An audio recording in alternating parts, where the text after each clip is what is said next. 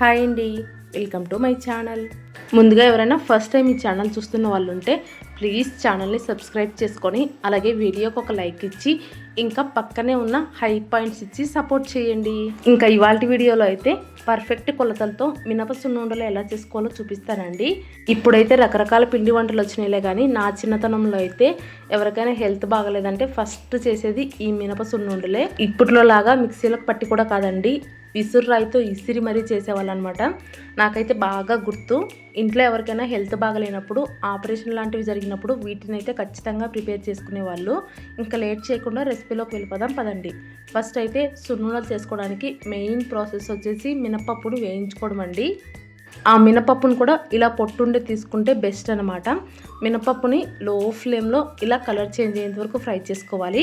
ఇక్కడ నేనైతే దాదాపుగా అర కేజీ మినపప్పు తీసుకుని లో ఫ్లేమ్లో ఇలా దూరగా ఫ్రై చేసుకున్నా. ఇలా ఫ్రై చేసుకుంటేనే సున్నుండ అనేది మంచి టేస్టీగా ఉంటుంది.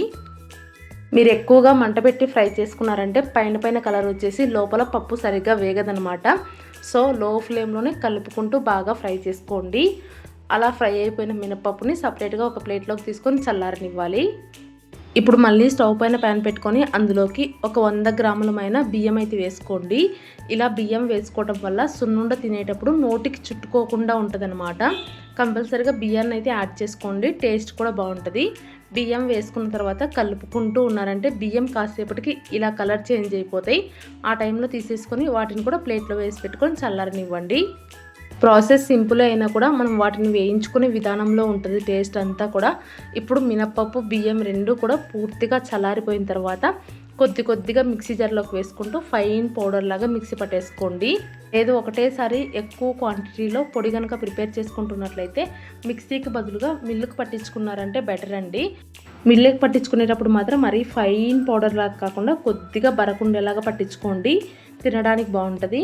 ఇలా కొద్దిగా పప్పు బియ్యాన్ని రెండింటిని మిక్సీ జార్లోకి వేసుకొని మెత్తగా మిక్సీ పట్టేసుకోవాలి.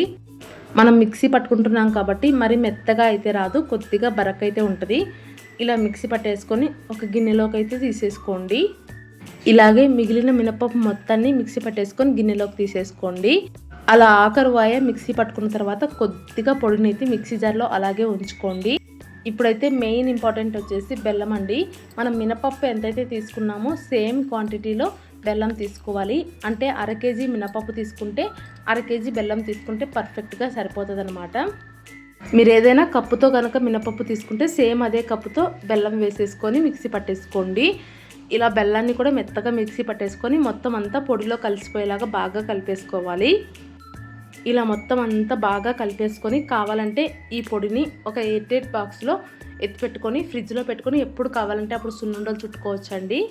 లేదా అప్పటికప్పుడు చేసుకోవాలంటే కనుక నెయ్యిని వేడి చేసి గోరువెచ్చగా ఉన్నప్పుడు వేసుకొని నెయ్యి మొత్తం ఇలా పిండిలో కలిసిపోయేలాగా కలిపేసుకొని ఉండలు చుట్టేసుకోవడమే. ప్రాసెస్ అయితే చాలా సింపుల్ అండి. సింపుల్ అయినా కూడా టేస్ట్ మాత్రం అద్దిరిపోతాయి. ఇంకా ఒంటికి కూడా చాలా బలం అన్నమాట. సో తప్పకుండా ట్రై చేయండి. ఇలా సున్నుండలు చేసి పెట్టి పిల్లలకు ప్రతిరోజు ఒక లడ్డు చొప్పునిచ్చారంటే చాలా చాలా మంచిదన్నమాట. ఈ సున్నుండల్ని మీరు కూడా ఇలా ఒక్కసారి ట్రై చేసి చూడండి. టేస్ట్ చాలా బాగా కుదురుతాయి, ఇంకా తినేటప్పుడు నోటికి చుట్టుకోకుండా ఉంటాయి అన్నమాట.